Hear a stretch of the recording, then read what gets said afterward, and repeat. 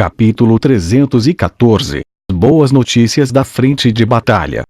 Pierce e Drogba ficaram surpresos quando entraram. Seus sorrisos congelaram em seus rostos. Era óbvio que eles não esperavam que o rei aparecesse aqui tão cedo. Os dois rapidamente saudaram em Fei e começaram a fazer o melhor para mostrar sua amizade pelo velho Ariane. Eles também se desculparam depois. Eles disseram que não deveriam ser tão frios e maus com relação a Robin e seu pai ontem. Fei entendeu a situação agora. Depois que Robin serviu e cuidou de Inzaghi na noite passada, Inzaghi finalmente acordou de seu sono. As ações e a seriedade de Robin tocaram Inzaghi, Pierce e Drogba. Eles começaram a conversar e perceberam que eram pessoas parecidas. Especialmente depois de ouvir a história de Robin sobre ele estar desabrigado antes e viajar pelo continente, bem como sua vida no reino Tudor, os três Chambordyanos se sentiram muito empáticos em relação a ele. Eles eram todos simples, tinham histórias parecidas e logo se tornaram bons amigos que conversavam sobre tudo um com o outro. Dos quatro, Robin era o mais poderoso. Ele também esteve em muitos impérios e experimentou muitas coisas. Depois de conversarem e praticarem um pouco, logo começaram a se dirigir como irmãos. Fei planejava criar uma oportunidade para Robin se dar bem com os Chambordyanos, mas eles resolveram por conta própria. Agora, Inzaghi e os outros quatro órfãos do portal Hot Spring eram todos amigáveis com Robin, e Pierce e Drogba, que eram os guerreiros mais amados de Chambord, também eram amigos de Robin. Logo, Robin seria aceito por todos os Chambordyanos. Fei brincou com Pierce e Drogba um pouco e saiu da tenda. Seus olhos se iluminaram quando uma pitada de beleza apareceu na frente dele. Era a futura rainha de Chambord, Angela. Como uma deusa que andava nas nuvens, ela estava usando um vestido de couro azul claro enquanto caminhava até a tenda. As duas empregadas atrás dela estavam carregando duas armaduras de couro novas. Os dois conjuntos de armaduras pareciam delicados, e eram presentes que Angela fez e preparou para Robin e seu pai. Robin e seu pai não esperavam ser tratados tão bem pela bela rainha que era como uma deusa. Eles expressaram sua gratidão e agradeceram Fei e Angela novamente. Do lado de fora da tenda, soprava o vento gelado. O rei e a futura rainha vagavam ao longo do rio no acampamento, de mãos dadas. O rio ainda estava fluindo. A superfície do rio não congelou ainda. Angela estava de bom humor. Ela sorriu e descreveu para Fei as coisas interessantes que aconteceram na festa da princesa mais velha na noite passada. Fei se sentiu muito calmo. Ele era um ótimo ouvinte enquanto sorria e acenou com a cabeça. A luz do sol dourado brilhou neles, e a cena parecia tão bonita como sempre. Fei apertou firmemente a mão macia de Angela quando ele se sentiu ingenuamente gentil. Embora ele não tivesse certeza se essa beleza pura o viu segurando a mão de Helena no estágio de teste de espada número 1, ele sabia que tinha que explicar o que estava acontecendo entre ele e Helena para Angela. Fei não estava planejando esconder isso de Angela, mas ele não teve a chance. Afinal de contas, ele estava enfrentando uma enorme pressão desse misterioso assassino, e ele teve que usar a maior parte de seu tempo no cultivo. Na frente de Fei, a corrente que era rápida às vezes criou salpicos com a margem do rio. Fei estava tentando contar à sua futura rainha sobre a história entre ele e Helena, mas ele sempre hesitava um pouco antes de falar, pois ele não sabia por onde começar. Depois de alguns pensamentos sérios, ele respirou fundo e estava prestes a contar tudo a Angela. De repente, barulhos de clip-clop como um trovão soaram das montanhas Moro. Mais de uma dúzia de cavalos rápidos apareceu e enviou uma tonelada de poeira e neve para o ar. Boas notícias. Boas notícias. Boas notícias da frente de batalha. Os cavaleiros atravessaram a área do acampamento como espadas afiadas e seus gritos ressoaram na área. Todos os ouviram claramente. Esta notícia criou imediatamente ondas como se uma pedra tivesse caído em um lago. Muitas pessoas ficaram preocupadas desde que Arshavin, de Zenith, liderou as legiões de batalhas para as regiões do sul.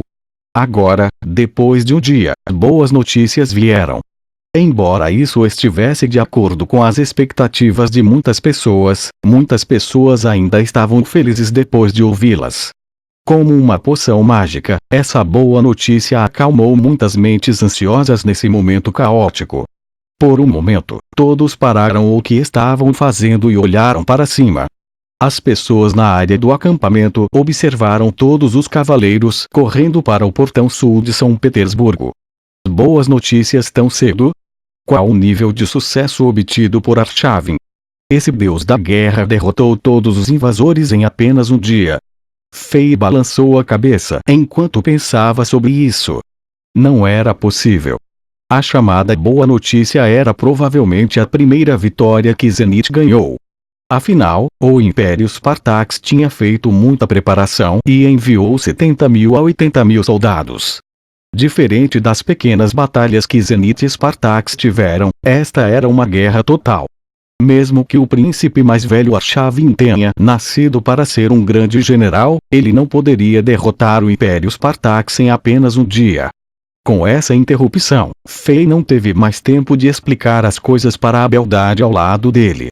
A corneta profunda e alta soou, e o segundo dia de partidas do ranqueamento dos reinos estava prestes a começar. Fei olhou para Angela e sabia que ele não poderia explicar tudo em um curto momento. Portanto, ele segurou seus pensamentos e voltou para a tenda central. Ele tinha que planejar e criar estratégias com os outros 6 participantes de Chambord. O segundo dia da competição começou, e o IP era real.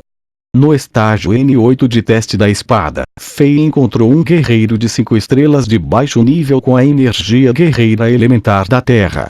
Este guerreiro era um nobre de um reino afiliado de nível 1 na região de Batalha Oriental. Embora ele tivesse muita força física, ele tinha um caráter superficial. No livreto de Matt-Razi, os comentários sobre ele não foram positivos. Fei não queria lidar com pessoas assim e terminou a luta com um soco. Esse soco fez seu oponente voar e o oponente aterrissou fora da plataforma. O rei de Chambord venceu facilmente com um golpe. Algumas das pessoas no meio da multidão apenas piscaram os olhos e nem sequer viram o que tinha acontecido. Eles só podiam abrir os olhos e rapidamente perguntar às pessoas ao seu redor como o rei de Chambord venceu. As outras partidas foram muito mais emocionantes, já que levaram mais do que apenas um golpe para terminar. Os outros guerreiros de Chambord tiveram um bom desempenho. Dedo destrutivo Sesh, deusa do arco e flecha Helena, e filho do vento Torres só encontrou adversários que estavam no nível de 4 estrelas. Eles venceram facilmente suas partidas e seguiram em frente. Pierce e Drogba eram mais fracos do que os 3 anteriores, e também encontraram adversários mais poderosos. Depois de longas batalhas, todos ficaram feridos. Perto do final de suas batalhas, eles tiveram que convocar seus conjuntos de traje santo.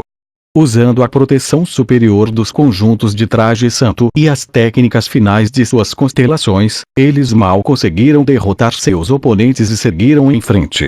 A resistência e a crueldade dos jogos do ranqueamento dos reinos começaram a aparecer. Claro, Pierce e Drogba não eram os mais azarados. Essa pessoa era Varden Oleg, que amava bajular as pessoas. Talvez ele tenha passado muito tempo em volta de cadáveres mortos e a energia da morte corroeu a sua sorte. Esse gordo encontrou um dos guerreiros duplo do fogo e do vento do reino de Gudong, cajado de fogo ardente Erk. Em menos de 10 golpes, Oleg foi esmagado na cintura pelo cajado de seu oponente. Ele voou para fora do palco e perdeu a qualificação para a próxima rodada. Um controle tão aterrorizante da força Fei correu para o estágio em que Oleg estava competindo depois de ouvir a notícia. Depois de examinar os ferimentos de Oleg, ele sabia que o Erk foi suave com Oleg. O golpe que derrubou Oleg da plataforma não danificou seus ossos nem órgãos internos. Claro, uma parte da razão pela qual a cajado de fogo ardente não causou nenhum dano real a Oleg foi que a gordura de Oleg em seu corpo foi transformada em uma armadura de carne por ele mesmo. Oleg ficou apenas tonto depois de cair da plataforma alta. Depois de saber a situação, Fei achou muito engraçado. Ele chutou a bunda desse adulador enquanto brincava com ele. Então, ele chamou mais de uma dúzia de oficiais de execução da lei de Chambord para levar o Lerg de volta ao acampamento de Chambord.